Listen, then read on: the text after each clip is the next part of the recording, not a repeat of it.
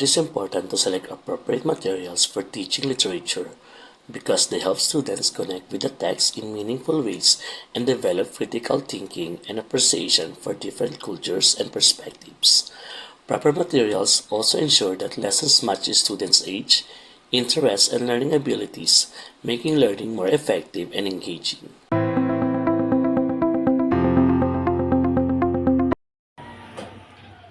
The resources we use in the classroom are not just accessories, they are central to effective learning.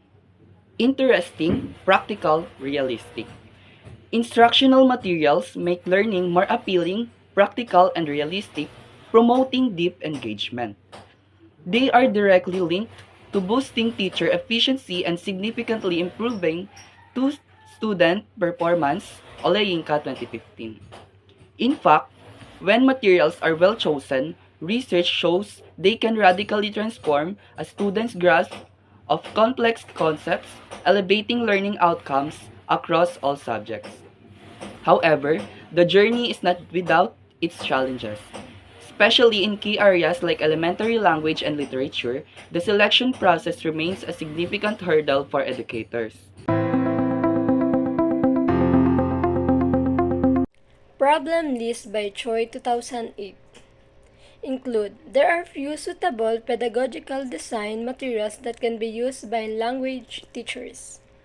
The lack of preparation in literature teaching and the lack of clear-cut objects defining the role of literature in English as a second language.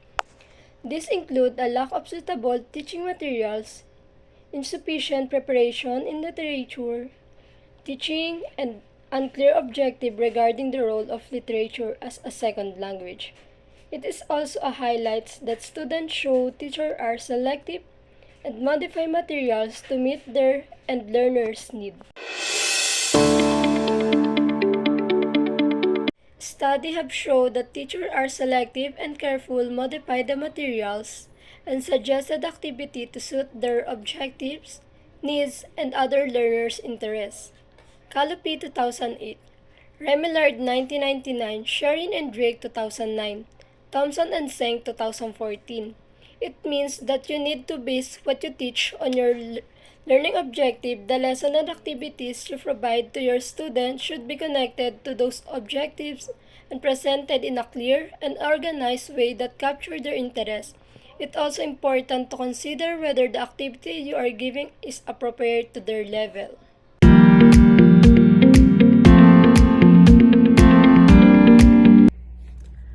Why we need criteria? Criteria to consider in selecting instructional materials or teaching literature. In Bulusan 2019 pointed out the four major criteria to consider in selecting instructional materials for the teaching literature.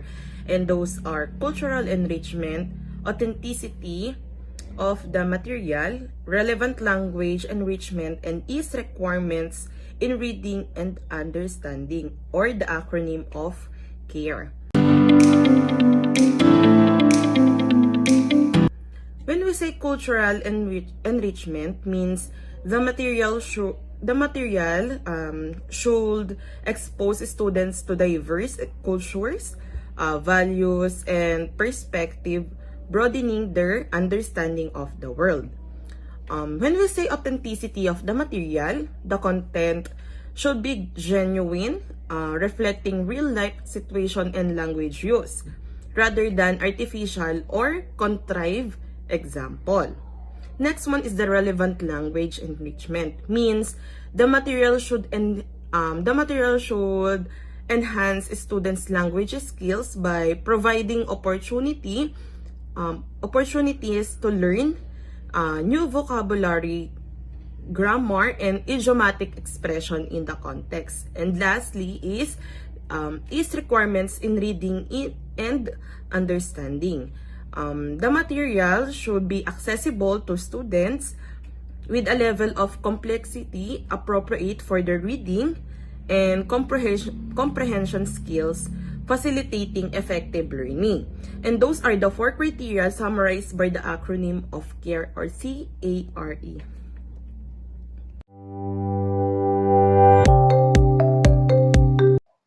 cultural enrichment, inseparability of language and culture.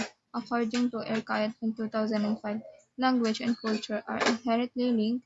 This suggested that when teaching a language, you're also teaching a culture.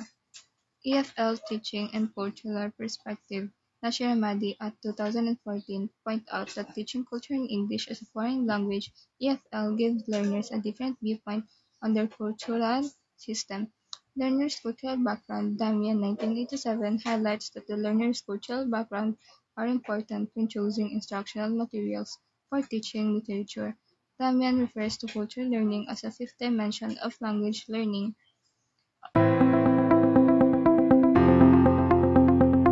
Authenticity of the material. Relevance to learners. The authenticity of teaching materials for literature should relate to the learner's motivation, interests, needs, and backgrounds. Source of context. Keshavarzi in 2012 suggests that authentic materials for teaching literature should have served as a good source of context, engagement of metacognitive awareness. According to Fugal in 2010, authentic materials for teaching literature should engage metacognitive awareness.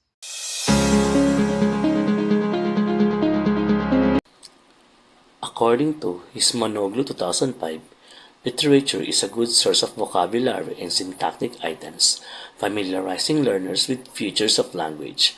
A good literature material can improve the learner's language skills. It means that literature not only enhances vocabulary and grammar, but also develops students' critical thinking, creativity, and cultural awareness, making language learning more meaningful and engaging. Also, according to Rafi 2014, good literary materials also creates communicative competence.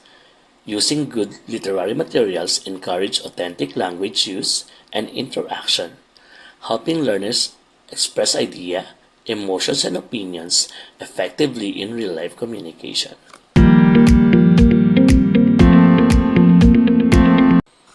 First, the text in provided literature should neither be too easy nor too hard for learners to read and understand. Selecting text at an appropriate difficulty level ensures students remain challenged but not discouraged, fostering comprehension and confidence in language learning. Second, materials for teaching literature should help students adapt according to their needs and situation. Carbonen et al. 2017. Adapting materials based on a student's background, interests, and proficiency level enhances engagement and make learning more relevant and effective. Third, higher fluency in reading and higher motivation in speaking is achieved when students easily understand the text. Nasir Ramadi et al. 2014. When learners grasp the meaning of the text, they become more confident to read extensively and participate actively in discussion, which strengthens both fluency and motivation. And the last, fourth, teachers should provide materials for teaching literature that is one step higher than the level of the learner's understanding. The input plus one theory of the Stephen Krashen can explain the issue on not too high, not too low level. Following Krashen's input hypothesis, teachers can stimulate language growth by exposing learners to slightly challenging materials, promoting natural language acquisition and progress.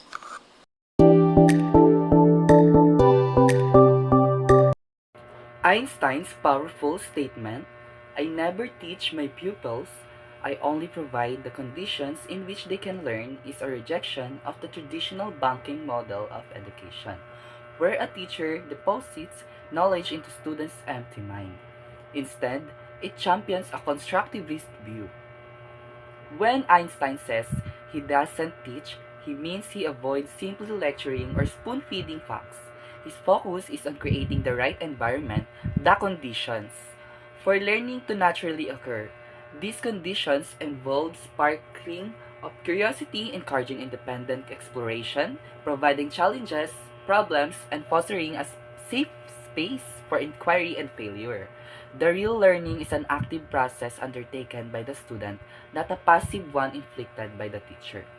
The teacher is a guide who clears the path and points to interesting landmarks, but the student must do the walking and discover the scenery for themselves.